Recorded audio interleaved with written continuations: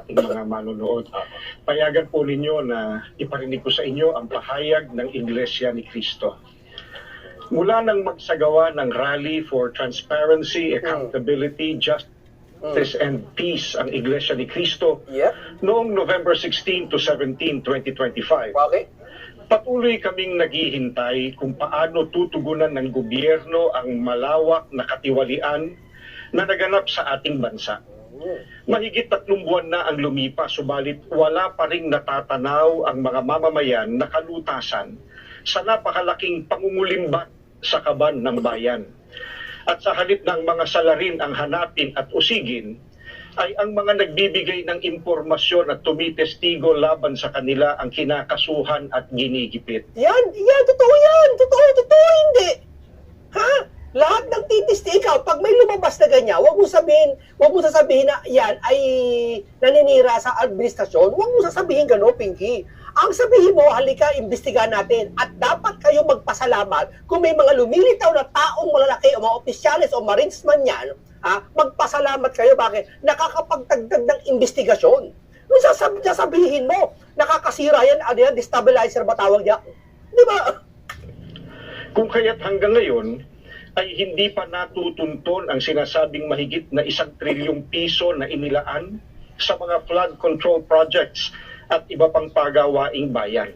Sapagkat, ang hinahanap ng mga dapat mag-imbestiga ay ang mga pangyayaring maaaring magamit para mailihis sa iba't ibang issue ang problemang ito. Hinihintay ng mga Pilipino ang sinasabi ng Senate Blue Ribbon Committee Chairman na we will go where the evidence lead us. Sinabi niya. Pinky. Yung committee mo, ano na nangyari? Napipilitan ka lang ba? Bukod sa nag-resign ka nakaraan dyan, bumalik ka ulit, wala kang kwenta-kwenta, wala kang accomplishment na pinapakita sa bayan ng Pilipino, pinapasahod ka namin dyan. Ano kayo? Asan ka ngayon? Live to. Buong mundo nakakapakinig nito. Nakabagalan mo dahil sa'yo.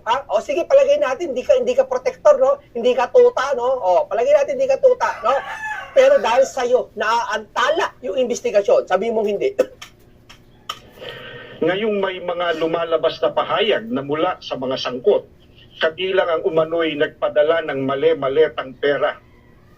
At kamakailan lang ay pinatunayan ng mga dating sundalo na umaming sila ang naghatid ng mga ito. Bakit tila walang malinaw na hakbang upang palawakin pa at tapusin ang investigasyon? Iba, peki, anya, ay, hindi, binayaran, anya. Biruin mo, verbal? Ganun na pala ang investigasyon ngayon, verbal? Ganun ba talaga, Pinky? Pinababayaan mo, Junior, pinababayaan mo ang administrasyon mo ganito? Wow! Pinababayaan mo, tapos pupurihin ka ng palengkera ng Malacanang nga si Auntie Claire. Ano sasabihin sa inyo? Magaling ang Pangulo, nagtatrabaho? Nagtatrabaho ba yan? Alam ko, ang isang empleyado namin, empleyado namin kayo, pasahod namin kayo. Umalis kayo dyan, parang di namin kayo empleyado. Kami ang nagpapasahod sa inyo . Ang alam namin ng isang empleyado na nagtatrabaho, kung yung sakaling nagkakaroon ng problema ng kanyang staff o ang kanyang opisina, nangingialam siya, hindi lang trabaho. Ibig ko palang sabihin, habang nagtatrabaho ka, nasa opisina ka, tapos may nag-aaway sa labas, wala kang pakialam kasi katwiran mo, nagtatrabaho ka lang. Nagkakagulo na yung labas. Nagkoy, huwag ka muna magtrabaho dyan. At sabi mo, hindi, mamaya trabaho lang ako. Nasusunod na yung buong opisina mo, trabaho ka pa rin. Kailangan mo ng pangunguna. Lalo na yung bayan, nanganganib na, ayaw mapag-imbestiga, hindi ka ba nangingialam? Nung ebidensya pa kaya ang hinihintay upang seryosohing tuntunin ang mga mastermind sa katiwaliang ito? May mga pahayag din na ang paglitaw ng mga dating sundalo ay bahagi ng isang destabilization plot. Si Pinky, sasabi niya. Ganoon ang paratang, hindi ba lalo itong dapat imbestigahan sapagkat ang destabilisasyon laban sa gobyerno ay isang seryosong usapin ukol sa pambansang seguridad. Bukod dito, ang malawakang bahagi ng inihayag ng mga dating sundalo ay tuwiran pa namang may kaugnayan sa naganap na paglimas sa salapi ng bayan.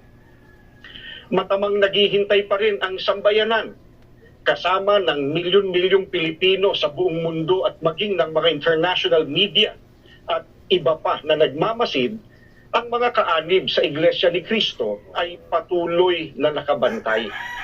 Maling isipin na nalilimutan na ng mga Pilipino ang isyong ito sapagkat ang pondong pinag-uusapan ay mula sa buwis at pawis ng mga mamamayan.